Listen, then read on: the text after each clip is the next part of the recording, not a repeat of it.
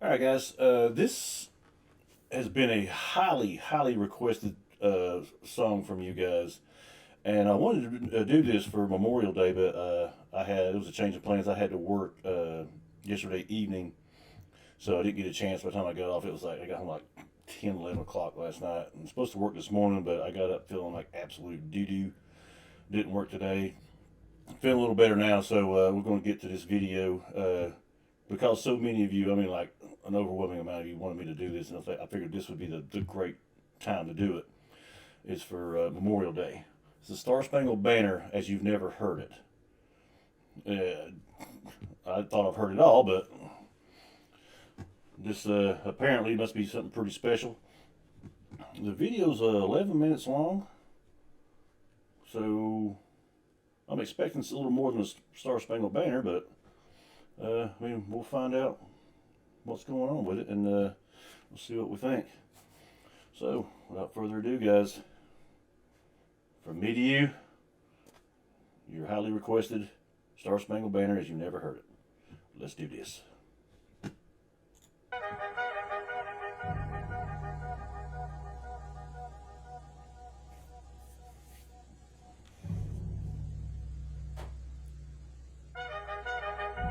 That's pretty sweet. I like it.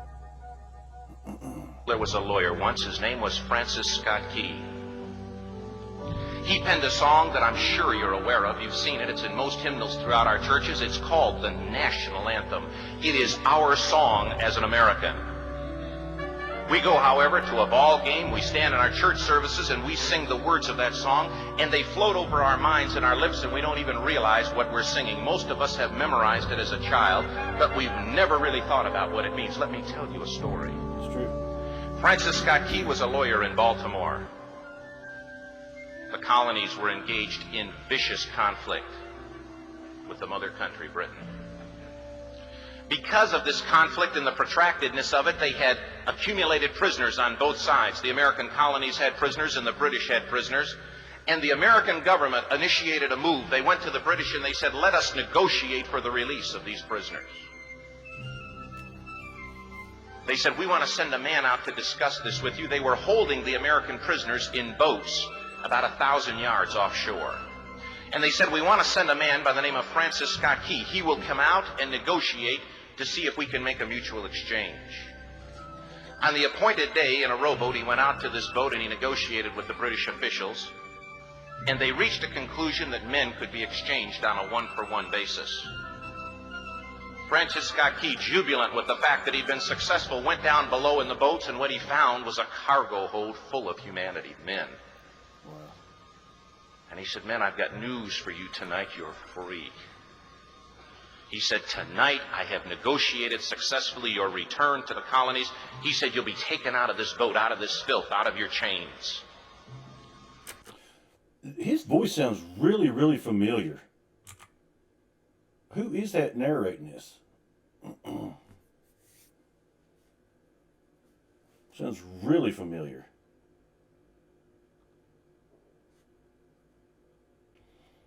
I feel like I've heard him do a speech on YouTube here recently, like a motivational speech. Yeah. Let me know in the comments, guys. Who is this doing this the narration and the commentary over top of this? He said, you'll be taken out of this boat, out of this filth, out of your chains.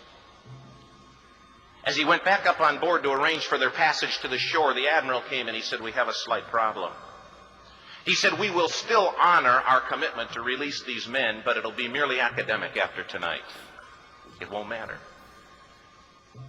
And Francis Scott Key said, what do you mean? He said, well, Mr. Key, he said, tonight we have laid an ultimatum upon the colonies. Your people will either capitulate and lay down the colors of that flag that you think so much of, or you see that fort right over there, Fort Henry? He said, we're going to remove it from the face of the earth. He said, how are you going to do that? He said, if you will, scan the horizon of the sea. And as he looked, he could see hundreds of little dots. And he said, that's the entire British war fleet. He said all of the gunpowder, all of the armament is being called upon to demolish that fort. It will be here within striking distance in a matter of about 2.5 hours. He said the war is over. These men would be free anyway. He said, you can't shell that fort. He said, that's a large fort. He said, it's full of women and children. He says, it's predominantly not a military fort. He said, don't worry about it. They said, we've left them a way out. And he said, what's that? He said, do you see that flag way up on the rampart? He said, we have told them that if they will lower that flag, the shelling will stop immediately. And we'll know that they've surrendered, and you'll now be under British rule. Not going to happen, big dog. Francis Scott Key went down below and told the men what was about to happen. And they said, how many ships? He said, hundreds. The ships got closer. Francis Scott Key went back up on top and he said, men, I'll shout down to you what's going on as we watch. As twilight began to fall, and as the haze hung over the ocean as it does at sunset, suddenly the British war fleet unleashed. He says the sound was deafening. There were so many guns that there were no reliefs. He said it was absolutely impossible to talk or hear. He said suddenly the sky, although dark, was suddenly lit. And he says from down below, all he could hear the men, the prisoners, saying was, tell us where the flag is. What have they done with the flag? Man, that's tough. They're that dedicated to their country. They do not want that flag to come down no matter what happened. That's true dedication to the flag and what it means. And again, it doesn't represent our government to us veterans. It represents you all, the people in our country, our people. That's who we care about, and that's what that flag represents to us. Down below, all he could hear the men, the prisoners, saying was, tell us where the flag is. What have they done with the flag? Is the flag still flying over the rampart? Tell us. 1 hour, 2 hours, 3 hours into the shelling. Every time the bomb would explode and it would be close to the flag, they could see the flag in the illuminated red glare of that bomb. And Francis Scott Key would report down to the men below, it's still up. It's not down. The admiral came and he said, your people are insane. He said, what's the matter with them? He said, don't they understand this is an impossible situation? Francis Scott Key said he remembered what George Washington had said. He said the thing that sets the American Christian apart from all other people in the world is he will die on his feet before he'll live on his knees. Ooh. That's what I'm talking about, baby. That's absolutely right. We fight for what we believe in and our people and our freedom and our way of life. Even if it means if we have to give our life for it. Oh, man. Yeah, I've never heard it like this before. This is different. And I think a lot of people need to really watch this too and really see this is exactly what it means and why we, our national anthem is so important to us and where it came from. Let's press on here. That sets the American Christian apart from all other people in the world is he will die on his feet before he'll live on his knees. That's right. Also perform our audio. The admiral said, we have now instructed all of the guns to focus on the rampart to take that flag down. He said, we don't understand something. Our reconnaissance tells us that that flag has been hit directly again and again and again, and yet it's still flying. We don't understand that. Jagging on right, baby. But he said, now we're about to bring every gun for the next 3 hours to bear on that point.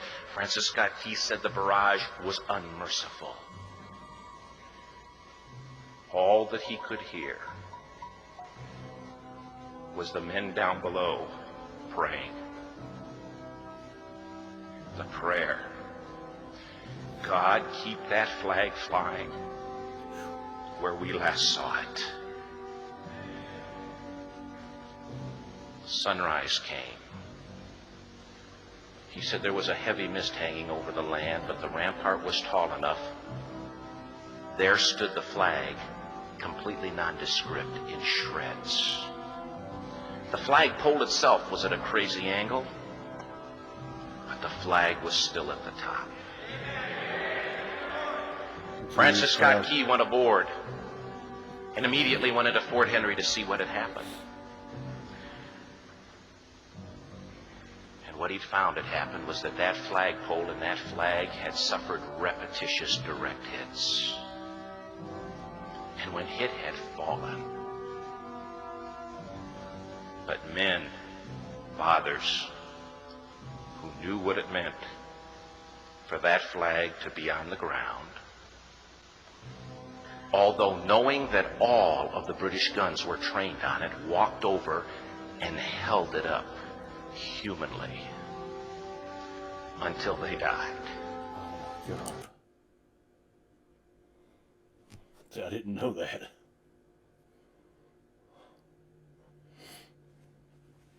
That's why our flag should never touch the ground. You know, everybody said don't let it touch the ground. Because we'll never have anything represent, you know, this country laying down and giving up. We'll always fight. As long as that flag's in the air, we'll keep fighting. Oh my God. Whew. Let's keep going. Their bodies were removed and others took their place. Wow. Francis Scott Key said what held that flagpole in place at that unusual angle were patriots' bodies. He penned the song, "Oh, say can you see by the dawn's early light what so proudly we hailed at the twilight's last gleaming? Or the rocket's red glare, the bombs bursting in air, gave proof through the night that the flag was still there. Oh, say, does that star-spangled banner yet fly That's for the and prisoners. wave o'er the land of the free and the home of the brave?" The debt was demanded. The price, it was paid. Oh, say, Here we go. can you see? Let me take a break.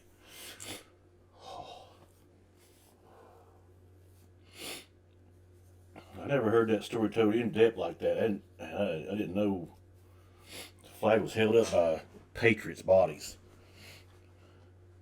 And then they were replaced by more people willing to hold that flag up no matter what.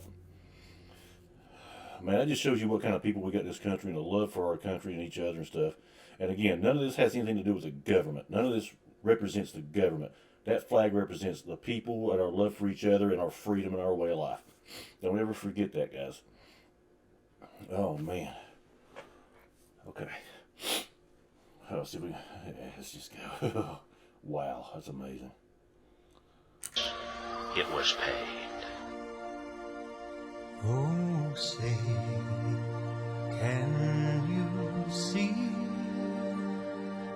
by the dawn's early light what so proudly we hailed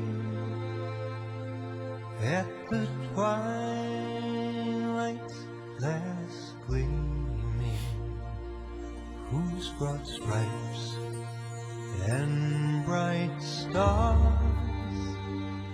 through the perilous fight o'er the ramparts we watched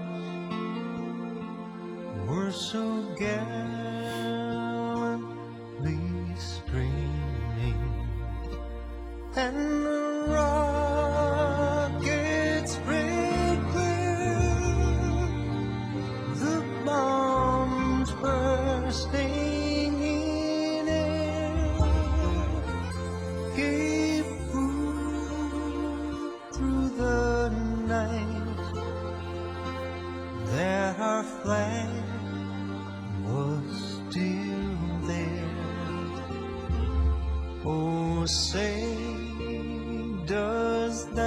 that star-spangled banner yet wave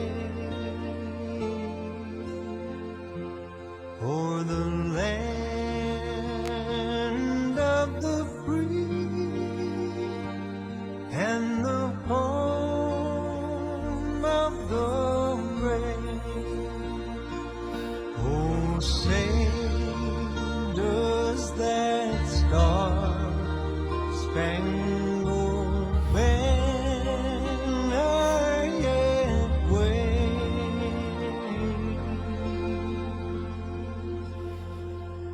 o'er the land of the free and the home of the brave?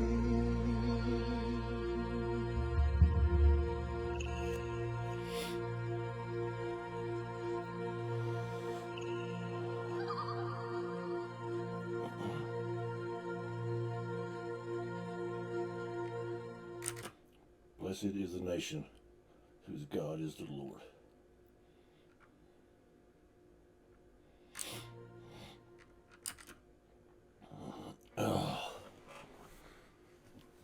Oh my God. That is amazing. I've already had a lot of stuff on my mind this Memorial Day weekend, just like everybody else out there watching this. I know you have. It's tough, guys.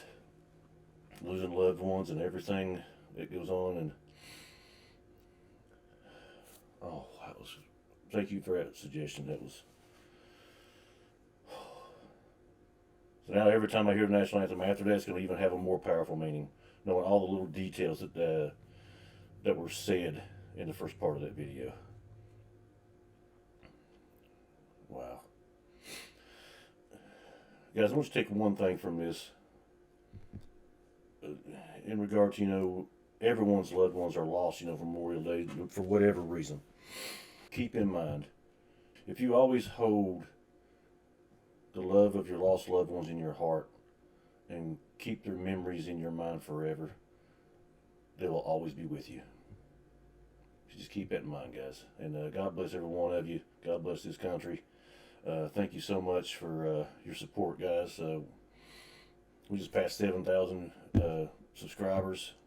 If you guys like these videos, if you want to subscribe, like, definitely comment in the comment section so we can have discussion. I love having discussions with you guys. You enlighten me to so much knowledge with these songs and these groups and stuff, and I really appreciate that. I want you to know that. Love you guys. God bless America. God bless every one of you all. I hope you had a great Memorial Day. And until the next one, the old man out.